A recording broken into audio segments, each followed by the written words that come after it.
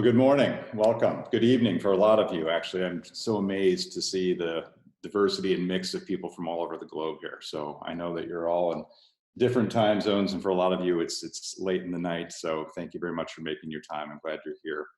I hope first and foremost that your families, you and your communities are all safe and healthy. These are incredibly challenging times, and I know each of us are navigating difficulties both personally and professionally right now. Probably like most of you, I'm learning to adapt to life under quarantine. In my case, in Portland, Oregon, where my wife is also working from home and my two teens are doing online school. So in addition to being in a closed space, we're all sharing bandwidth and learning new ways. I appreciate very much how precious your time is, and I'm grateful that you're investing this hour with us. I hope that this provides you with some useful tools in the times ahead. What we're going to share today is a practical approach for how you can better leverage a set of design tools to quickly pivot your existing strategies and better navigate these challenging times we find ourselves in today. I imagine that prior to a month ago, we all had a vision of where our company was going and a strategy to get there. The summit was probably clear, the path to get there was clear, and we were moving in the right direction. But then, of course, this crisis emerged. This pandemic has made our current path obsolete. As leaders, it's critical that we react quickly and provide our teams clear guidance, particularly at this time. People are looking to us for support. People are looking to us for confidence. And this is a time where we need to very quickly understand where we're going and how we get there. We're going to need to change course, and we're going to need to focus on the near term. Our first objective must be to get our teams to a place of safety and ensure their security. And then we need to shift our immediate priorities and focus on finding a clear path through the crisis at hand. This doesn't mean that we need to throw away our strategies completely, but we do need to change the route, ascertain the terrain ahead, and identify the obstacles to avoid and the new opportunities that might be before us. After which, we can safely refocus our attention on the longer-term vision and return to our route with fresh eyes. We will get back to our strategies. We are going to continue to move towards the visions that we were trying to achieve, but we are going to need to take a diversion at this point. What we'd like to share today is a toolkit for you to build a short-term strategy, something we call a resilience plan, that will help you and your team successfully navigate in the near term, but even more importantly, help you to prepare to recover quickly in the future. We're going to show you how to lead a workshop with your team to co-create three things. First, a set of scenarios of what might be ahead and the actions you'll need to take in each case. Next, a set of near-term priorities and decisions about what needs to be set aside. And then last, a way to manage these prioritized initiatives until we can return to a new normal. But before we dive into our approaches to resilience planning, I'd love to understand where you're all starting right now. I'm sure that you and your organizations have already taken a number of steps. So please review the steps here and then answer and select the answers that apply. You can choose more than one. So if you've taken a number of these steps, please select them. We'd like to get a finger on the pulse of where this group is beginning from. And we can share with folks what's going on here. So this is pretty powerful. And I'm glad to see kind of where we're starting as a baseline. 76% of you have already taken the steps to ensure the safety and security of your people. This is so critical. This is, in all of these times, understanding our employees, our families, and our communities, and making sure that we get to that place of security that we just talked about is first and foremost the thing that needs to happen. And I'm so pleased to see that has been the priority for us collectively as an organization. Our leadership teams are meeting more frequently.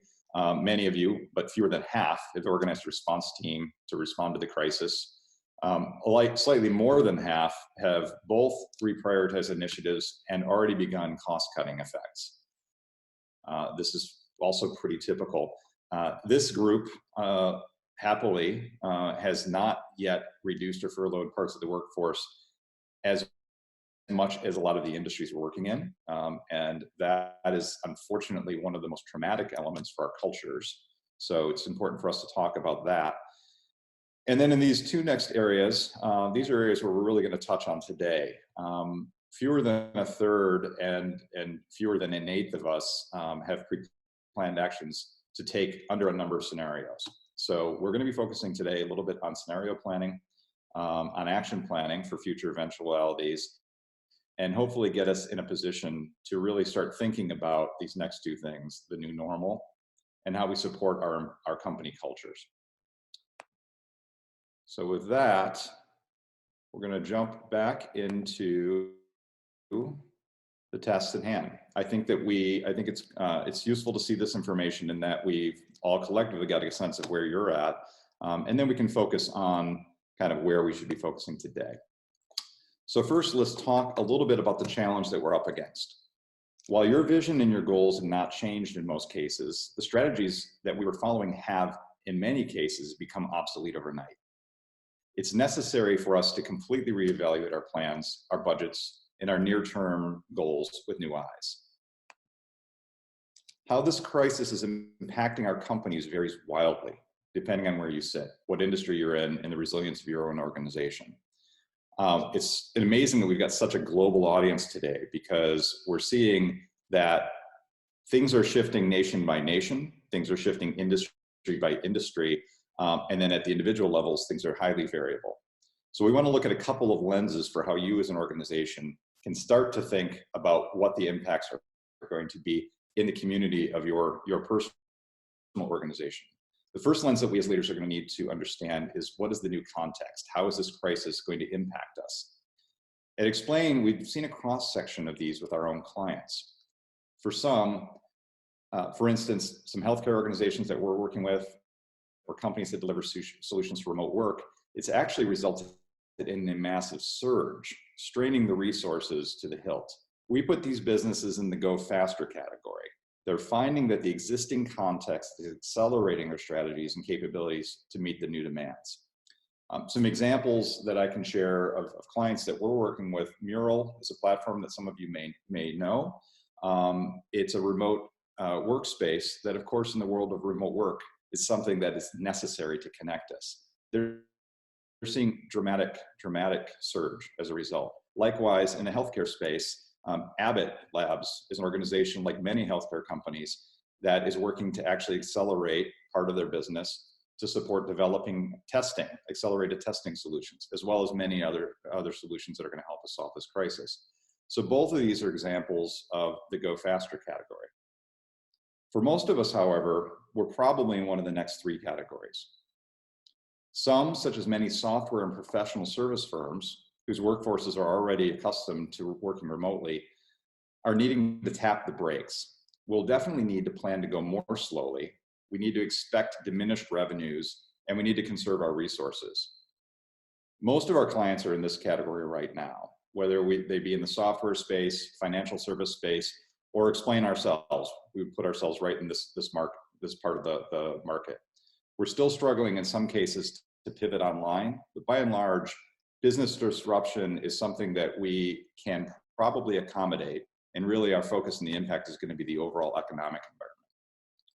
And then for many others, such as small businesses and many nonprofits, this is a stop the car moment, where major shifts in strategy must occur to ensure sustainability. It's been really interesting to see some of the organizations in my own community that are pairing up to create pop-up delivery services, for instance, because they need to shift from their old business model overnight. And then sadly, there are many organizations, and unfortunately entire industries, such as travel, food services, and street retail, for whom this presents a break the glass moment, an existential crisis that will require major retooling to survive. Like you, I'm seeing this in my own town, favorite businesses in my community that have closed their doors. So depending on your industry and your individual circumstance, each of us as leaders will need to develop a different set of scenarios to help guide our response and lead our organizations through the coming phase of change. The other lens that we want to use to guide our response as we prepare for doing resilience planning is to look at the long view. How do we expect this to play out, and how should we prepare for each phase of change? As we've seen in past crisis events, whether economic recessions like those of 2008 or 2001, or the aftermath of a natural disaster or a major crisis like 9/11 here in the United States, there are typically 4 phases on the route to full recovery that we should expect to see. During the initial crisis, we see a growing sense of fear, a disruption of our daily lifestyle, and business disruption. We, our friends and family, and our employees are impacted at a very personal and human level. This crisis in particular exhibits all three of these characteristics happening in waves on a global scale, in a very rapid succession.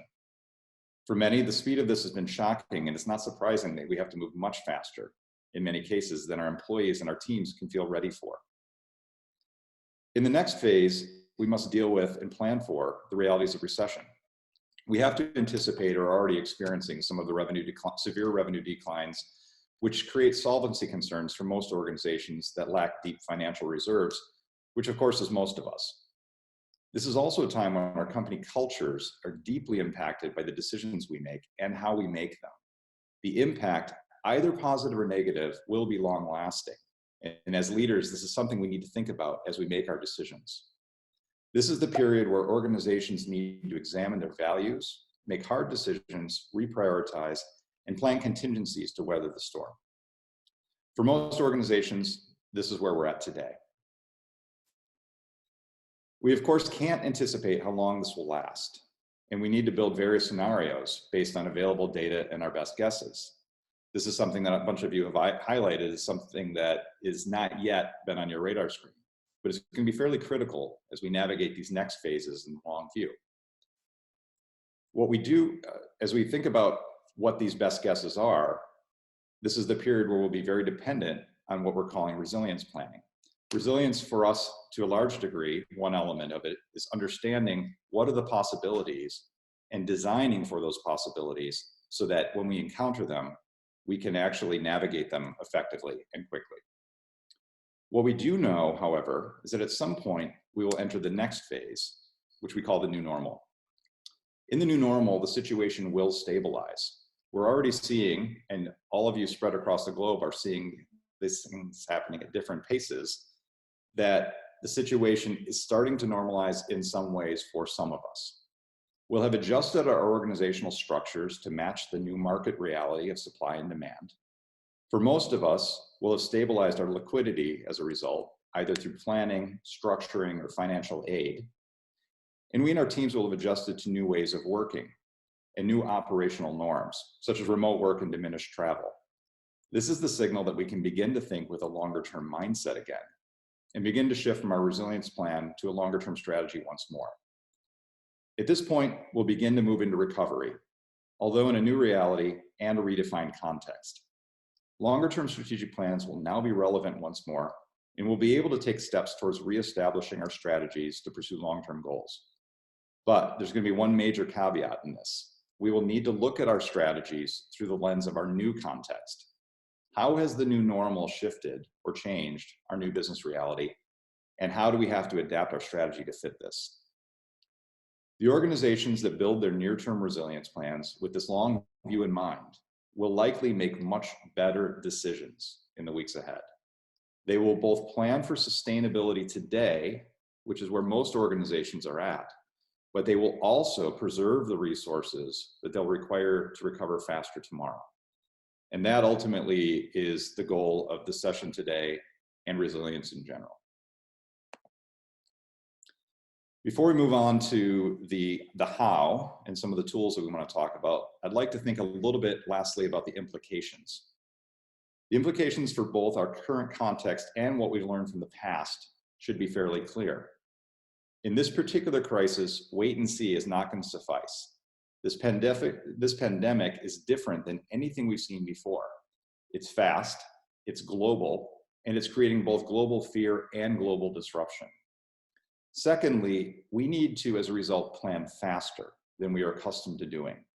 The situation is incredibly fluid. You'll need to have a plan that is more aggressive than your peers and your stakeholders are likely to be able to imagine. And the planning cycles need to be condensed. So this is part of the reason we want to bring a set of design tools to the process. They're fast, they're efficient, they maybe aren't as robust as what we would typically do, but they are certainly sufficient to get us into a cycle of moving more quickly. We also need to recognize that overall recovery, in this case, the recovery phase, could be slower than we are used to in many cases. This is a structural event. Many businesses could disappear, and in fact, entire industries are likely to be reshaped or have already been reshaped by this crisis. And lastly, the new normal might not be like anything we've known before. We are already, as evidenced by this session we're having today, being thrust into new realities. We've entered the world of remote work, probably for good. This is, I think, something that is going to be a shift that we're going to experience that is going to be long lasting. Likewise, limited travel, limited business travel, and thinking really critically about how we use travel in our lives. And social distancing is probably also a new reality that may occur again in our future. But we also want to keep in mind that the new normal is not all negative. There are opportunities that are going to be created for this. We're going to find new ways of working. We're going to find that there's opportunities for near term, in the immediate term, some mergers and acquisitions of our businesses that are going to be very beneficial and create new opportunities. We're going to see new enabling technologies rapidly develop as a result of this crisis. And one of the things that I'm very grateful for, and I think is evidenced by the diversity of this group today, we're already seeing increased global citizenry and increased connection on a global scale. And I think this could be a powerful force for change in the future. So if we are proactive and we develop a plan that solves for immediate needs and anticipates the needs of the recovery phases, having a resilience plan will help you to move through this crisis towards stability at a faster pace. So let's do one more poll very briefly, and then we're going to dive into the content of the how. I'd like to get just a quick sense from you of where you and your team need the most support. And if you could just select one of these, and that'll help shape some of the conversation we have next. All right, so for 30% of you, focusing on planning scenarios is going to be important. So I'll spend a little bit more time on that this morning. Reprioritizing the work is significantly less of priority than planning. Viability is very much on people's minds, and identifying future opportunities was actually surprising to me to see how many of you are focused in the future state, and that is just fantastic. I think it's really critical, particularly in this conversation about resilience, to not just be responding to what's right in front of us, but to be thinking about the long term, and that really will help us actually plan a more resilient approach to what we do today so that we can actually ascend and grow successfully in the future. So we'll spend some time on all of these topics, but thank you for sharing this information at this point with us. Why don't we dive in? So at this point, I want to pivot from background to future. How do we actually start to take some practical steps to move towards a resilience plan for our organization? You do not need to throw away your strategy, importantly, but you are going to need to change your route in the near term. When doing so, we advise that you and your leadership team look at the situation through at least two lenses. Number one, what are your immediate needs to manage through this crisis today? We have to be thinking about that near term, of course. Viability came up for most of you as a critical concern. But we also, secondly, want to be looking through the lens, as many of you have already acknowledged, of what are the potential opportunities to leverage or preserve so that we can accelerate our path to the recovery in the future. I'm going to share one example. We work with a science museum here locally, one of our nonprofit clients called OMSI. It's the Oregon Museum of Science and Industry. They were in that category of, if not stop the car, break glass, the day that the governor ordered all businesses of their kind and organizations to close their doors. They're dependent on people gathering. It seemed like a really, really challenging, if not existential moment. But they've been very mindful to start looking for opportunities and understanding new ways of working and new ways of being that could actually help them pivot, and quickly did a couple of things. For example, we're able to identify that there was a need for childcare for first responders and government employees who are addressing the crisis. And they were very quickly able to pivot and set up a childcare services that used their facilities and the educators that they had on staff to create a new service that would be beneficial to our community, as well as to the longevity and resilience of the organization. This is just one of many examples that we can share of how this crisis may have you not doing the work you were doing yesterday, but might have you doing something different that's going to allow resilience in the world. So to do this today, we're going to offer a few tools and exercises that will help you frame the discussion with your organization and with your leadership. First, we're going to share an example agenda for a resilience workshop. The size and shape of this is going to vary for you, but the key elements are all in there. Secondly, we're going to discuss a framework for scenario planning. This is something that a number of you identified as one of the key things you're interested in. We'll then talk about a quick exercise to prioritize the key activities that are relevant now. And next, we'll help align those activities into a short-term roadmap. And then lastly, pull it together by sharing a tool to capture each activity, assign accountability, and track progress. So let's dive into the toolkit.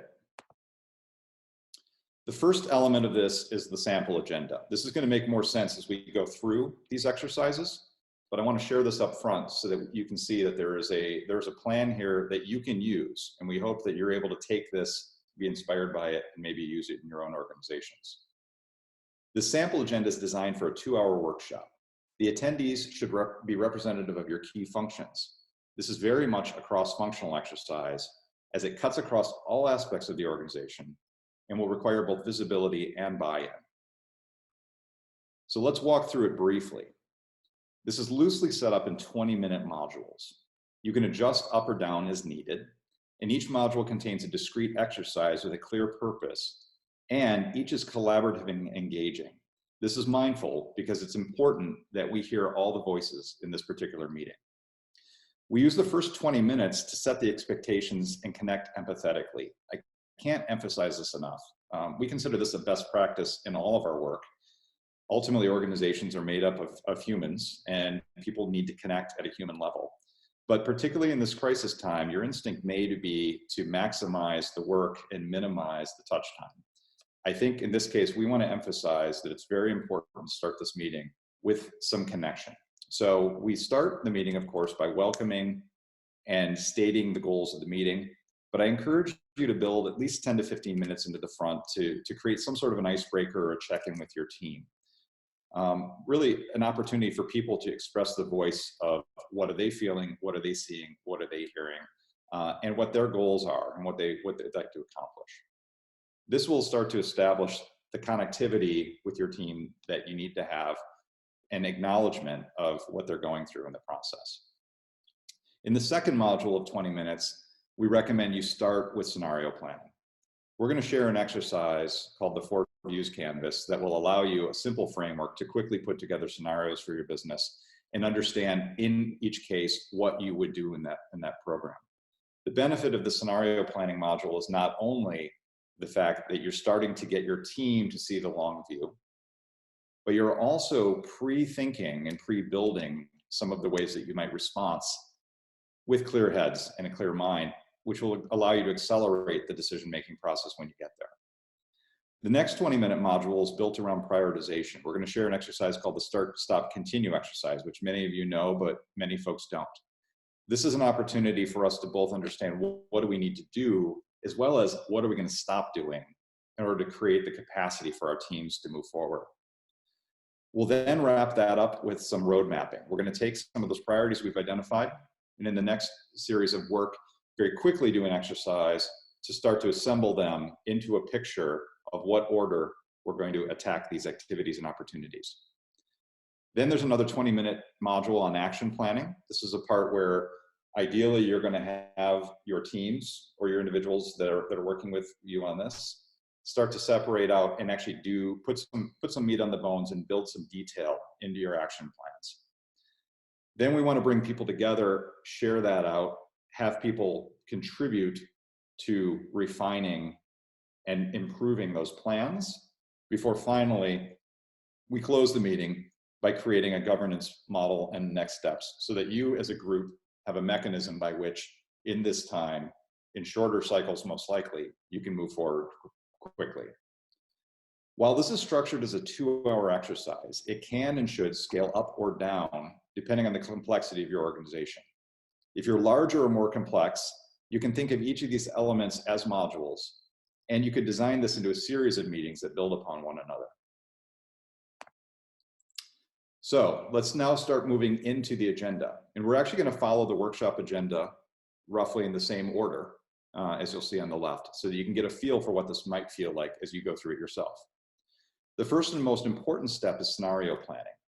Scenario planning allows your team to get on a proactive footing, anticipate possible situations, and pre-think your possible responses to each in advance with a clear head.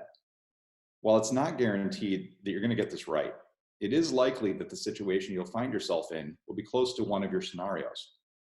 For each scenario, you'll also develop your potential action plan. So when the time comes, you can make adjustments more quickly than you would if you reacted in the moment. You can use this canvas to frame the conversation. We begin at the current state, right here in the center left of the canvas. This is your current plan and your current budget. We've all started with a plan for 2020. We have a budget, we have probably quarterly plans. We know that this is obsolete, but this is our baseline. So we want to recognize where we sit. From here, we can recommend developing 4 scenarios based on our earlier conversation about your context. First, to the left of the current state, you should think about a go faster scenario. What if something about this crisis drives us to move faster, in part or in all of our business? For example, do you or can you provide an essential product or service at this time? And if so, what will the impact be?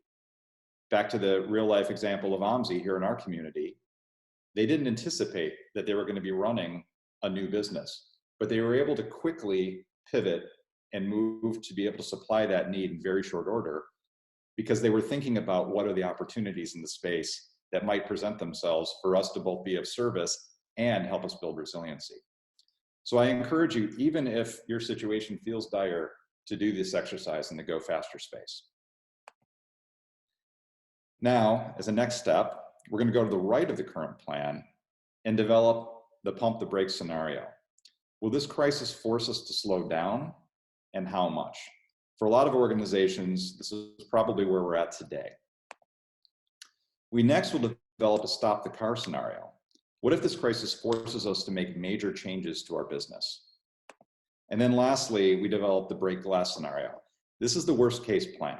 We'll need to make massive changes to ensure our viability under this scenario. Now, for each of these scenarios, you then have 2 actions as a team. Number 1, what are the conditions that describe each scenario?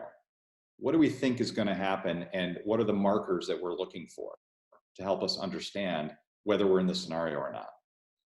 And secondly, what are the necessary responses or the action plan if this scenario occurs? The fastest way to do this particular part of the exercise is to agree on the conditions via a discussion. You basically go through and document the key conditions for each. If our revenues drop to 80%, if our revenues drop to 50%, if we in fact get a new contract that's going to boost our revenues to 150%. These are examples of conditions that one can start to track and understand what's going to have an impact. In the examples that you see here on our screen, these are just some very typical examples that would be in a scenario. Do we think that the return to the new normal is going to be in June or October? Do we think that there's going to be a recession that lasts 3 months or a year? These kinds of framing conditions are unique probably to you and your own industry, but you'll want to have some combination of both the macroeconomic environment and your industry and firm-based conditions that you'll want to consider. Then, with each of these scenarios defined, we encourage you to lead a brainstorm of possible responses. If you are still meeting face-to-face, the fastest way to do this is probably a post-up exercise with sticky notes, or by having each participant make a list of their ideas and then share it out. If you're online, which most of us now are, you can do something similar using the chat window in whatever conference software that you use. Or if you have access to web conferencing software like Mural, you can use a digital workspace that allows you to do a post-up exercise as a group, even as you're working remotely. In any case, the core concept here is to get a lot of ideas from each of your teammates, assemble them in one place so you can see them all. Once all the ideas are on the table, you can have a discussion to prioritize them, select the plan that makes sense, and document your collective action plan for each. With these in hand, update and maintain them as new information comes in. You should know that where you start is probably not where you're going to finish. The situation could erode, or the situation might suddenly shift. And you might be providing, for instance, an essential service, and then you'd move back into the go faster scenario. The point of having all 4 scenarios is that you can always find your place in the scenario and react accordingly. If your business is complex, let me add that different parts of your business or the whole business as a whole, you might need different scenarios. If you have multiple types of business, you might want to think about planning a scenario for each of those business types. So you can, of course, repeat this exercise as needed, either for the firm as a whole or for parts of your organization. So one important note here, for scenario planning, I recommend that you come to the room with data from reputable sources. When it comes to macroeconomics and the big picture, this is not a time for speculation. You should outsource the context to experts and then tailor your response for your own organization. For some of you in larger organizations, you may have corporate resources to lean on. But for the rest of us, here are 3 good sources that are public and that we recommend. The first one is Bain's Macro Trends Group. They do a great job of synthesizing data and trends that impact the global economy, and they provide a lot of it publicly via this website. This is also a good resource to get industry-specific data and outlooks by industry. And note, as I'm seeing it coming up as a question, we will be sharing these out, so no need to write down the URLs. We'll send them out to folks. The CDC is also a resource that we use, especially here in the United States. It provides daily updates on COVID-19 and its guidance for individuals and employers. This is a great resource for those of us that are local, but I think the global audience would also benefit from particularly some of the employer advice. And then lastly, Johns Hopkins University does a great job at synthesizing real-time data on the crisis from a global perspective. So I think this is a great place to go when you want to update any of your conditions in your scenarios around what's actually happening in the big picture. And be sure to use these and other sources at your disposal to develop your initial scenarios, and then revisit your scenarios regularly as you learn new information and update them. That will both help you to understand what scenario you're in and keep your scenarios current. So now let's pivot to prioritization. This step is subtly one of the most important ones.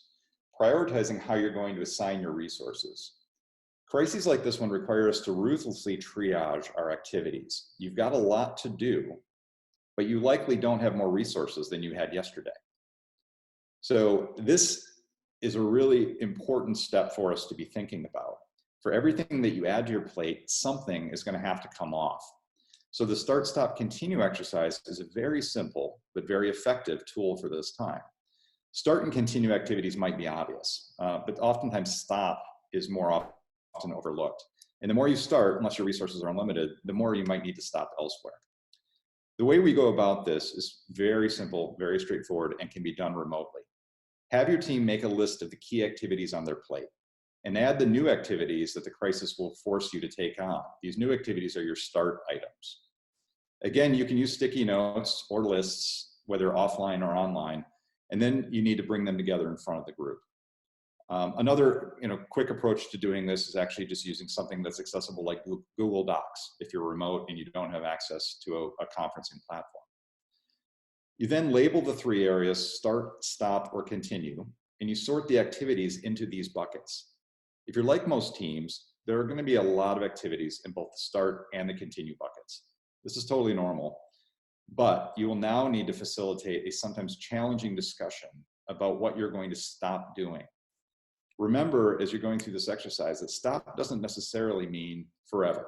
It doesn't mean that that thing that you used to prioritize yesterday isn't important tomorrow. But it does mean today it's not relevant, or you don't have time to do it, and this is something you can deprioritize. So think of stop in this particular circumstance as pause. It allows you to actually shift those resources to something that is more critical at this time. A good rule of thumb is that you should put as many activities in the stop bucket as you've added to the start bucket.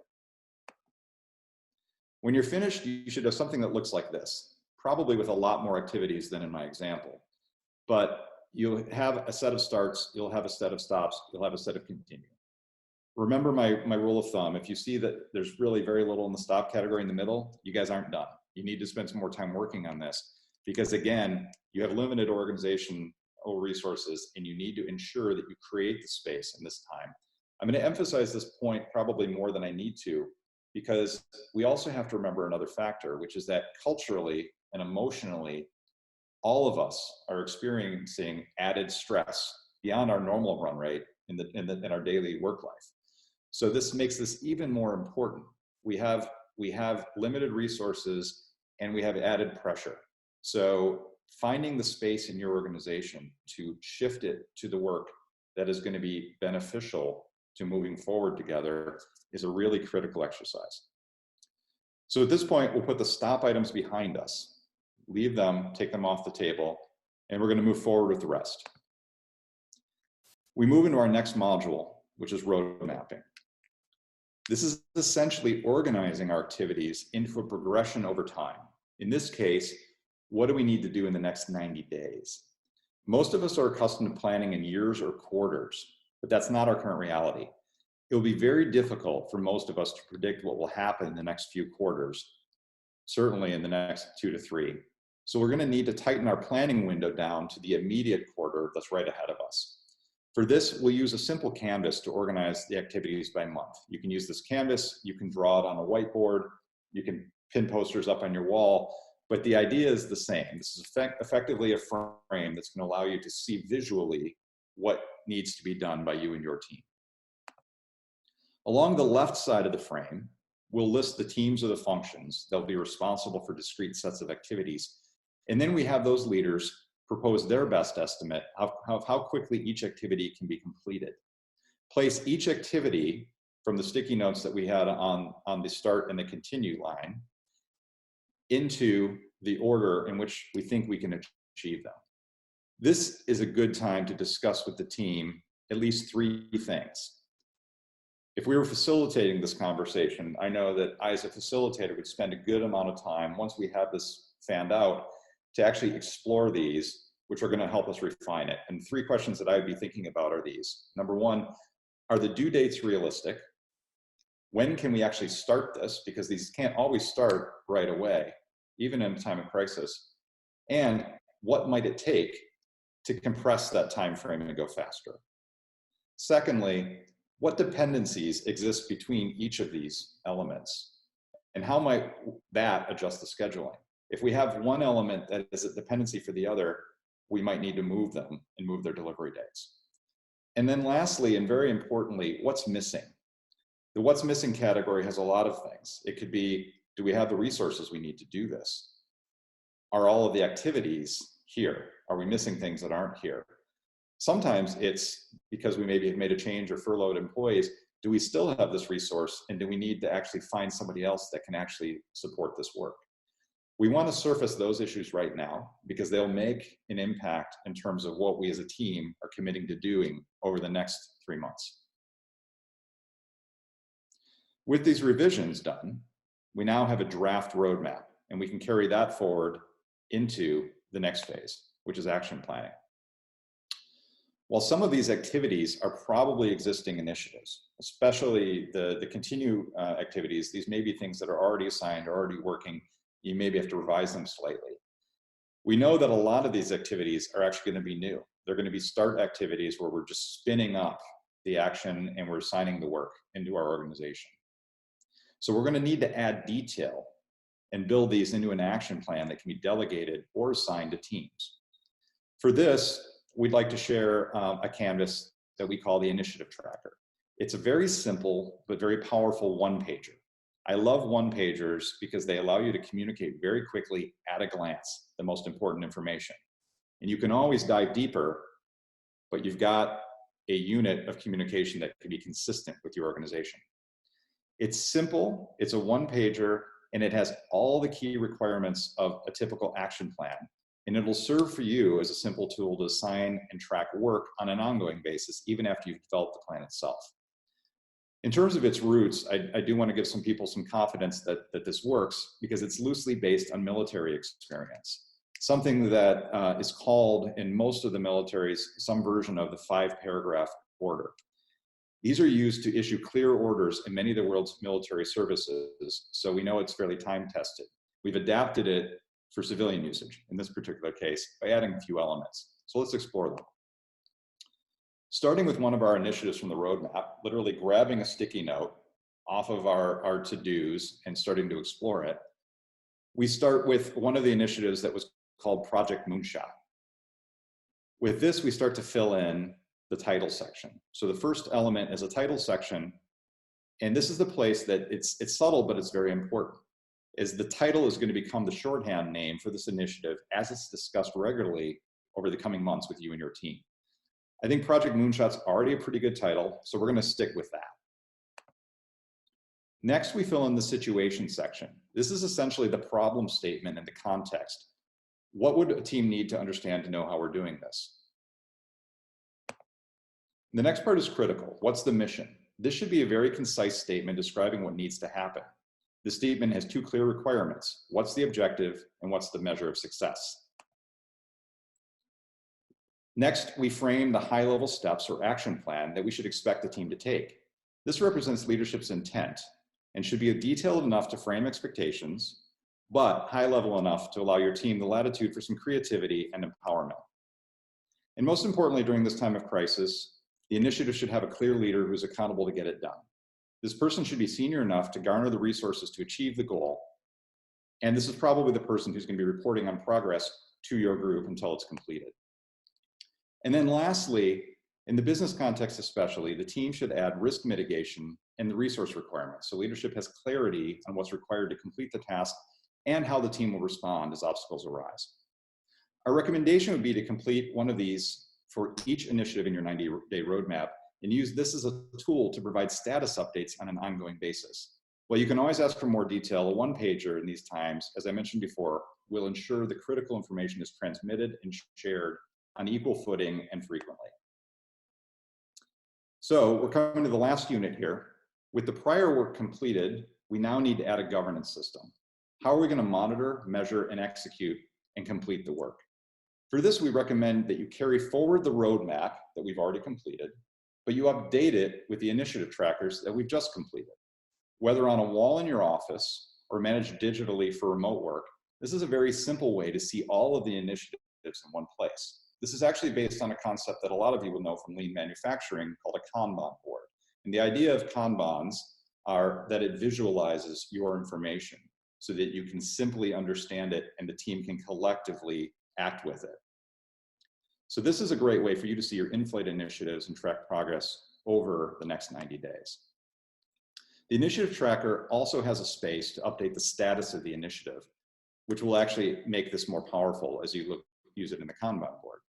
There are two key things to identifying the status. Number one, is it on track, ahead, or behind? And number two, what resources or help is needed to either move forward the initiative or remove roadblocks as you're experiencing it? So pulling this all together, this is a system that will give your organizations three critical things to help you manage through this crisis and into the recovery. First, using this system, you should have a set of sound scenarios and action plans that will enable you to respond quickly to change. Secondly, this should help you to prioritize your initiatives and your action plans so that you can accomplish them. And then thirdly, it should give you a mechanism to actually track that progress over the next 90 days and measure success. Importantly, it's my hope that your organization will, as a result, be more resilient. You will have made the difficult decisions that you need to make today, but you'll have maintained that long view that we talked about, and you'll have an eye towards what you need to protect in terms of the people, your resources, your capabilities, and also importantly, your culture, so that you're able to rise again with some strength tomorrow. In terms of next steps, we'll be providing you with a copy of these slides, as well as templates and exercises that we use today. Of course, you can visit our website or contact us directly if we can be of service in any way. I will add, before we move into Q&A, that one thing I'm incredibly grateful to see in this new normal is how much this crisis has brought us together as one community. It's evidenced by the diversity of people that are on this call today. We all sit in different parts of the globe, and yet we are sharing this experience and working together to make positive change. I thank you for what you are doing to make these changes and to move forward together. So with that, looks like we have a few minutes left for some questions. If you have a question to share, please open the QA tab and type one in. If you see that someone else has already typed a similar question, you can actually vote on it and it'll rise right to the top. We're going to take 1 to 2 minutes to gather your questions. So go ahead and type them into the Q&A, and then we'll ask you to pause and we'll address the top questions with the time that's remaining. Great. Okay, so we're going to start answering a few of these as they're coming in. Elise asks, I'm curious about how collaboration can fit into the scenario analysis section. I believe this is a unique time to forge new collaborations. This helps fill the problems of lack of resources and knowledge. Questions I ask my team to contemplate are, who else cares about this? What groups can we help elevate during this time? And what groups can help elevate us? That is an amazing question. And what I would encourage you to do, again, we can think about the scenario planning exercise as something that can be stretched out. And co-creating this is more powerful. We have a saying at XPLANE that the smartest person in the room is the room. What that means is you're exactly right. Your instincts are exactly right. How do we get more fingers, more opinions, more ideas into the process? One thing I'd encourage you to do is to set this exercise up digitally and have people individually contribute to it, and then collectively look through the results and have a discussion as you move through each block. What you'll ultimately be able to do is start from a firm foundation of everyone's thoughts, but then bring it together and coalesce the sort of the shared knowledge that you've got. This works well both in a room if you're together, or it works very well if you're in a collaborative or asynchronous environment like Mural or Google Documents. Scott Perkins asks, what are your recommendations for activating the resilience plan? Scott, what I'd like to recommend for you and other folks that have the same question, which is effectively, how do we bring this to life? Once we have this, how do we then take it out into the organization and get everyone aligned and moving forward together? If you go to the XPLANE website, and we'll provide a link as well, we've just finished a series of webinars on strategy activation. This is absolutely the answer to this question. It really deals with the question of how do you actually get an organization moving forward together when you have a new plan, a new process, or a new strategy. Interesting question about how we've been thinking about how our customer needs have changed in the medium and long term, and therefore how do we adjust our propositions? Where in the process is it best to explore this, and what guidance can you give in approaching this? This is a really wonderful topic around customer centricity. There is an opportunity, I'd say basically two things I'd frame this with. Number one, this is not a time for tone-deaf marketing and sales. This is something that we all experience in our inbox, people reaching out to us, trying to take advantage or exploit the situation. And ultimately what's happening for me personally, that's creating damage. That brand is not a brand I want to associate with. So number one, be thinking about how you authentically reach out to your customer base in a way that is in service and is truly honest and empathetic to where they're at. So number one, start thinking about who your customer is and what category they're in, right? They might be in one of those categories that's in the break glass phase. You don't want to have a go faster conversation. Number two, once you have that established, I would lead with questions around how can we be of service to you at this time? Are there things that we can support you with? Is there something that we can do to actually help pivot and manage this differently? If your customer has the time to speak with you, they're going to give you real insights that could really help you shape and inform the recommendations that you bring back to your organization. And I think we have time for probably one more question. There's a question about tools for how to choose and rank priorities besides a simple dot vote or other tools. There's a couple of other tools questions. What I'd recommend that you do is, we don't have time to go into them now, but we have a number of method cards that describe exercises for prioritization tools available on our website under Studio X. Drop into tools. They're available for free. We encourage you to go there and please use them liberally. We really appreciate the opportunity to be of service in this time. So we're at the top of the hour. I would like to conclude the webinar, but this does not, of course, conclude the work ahead.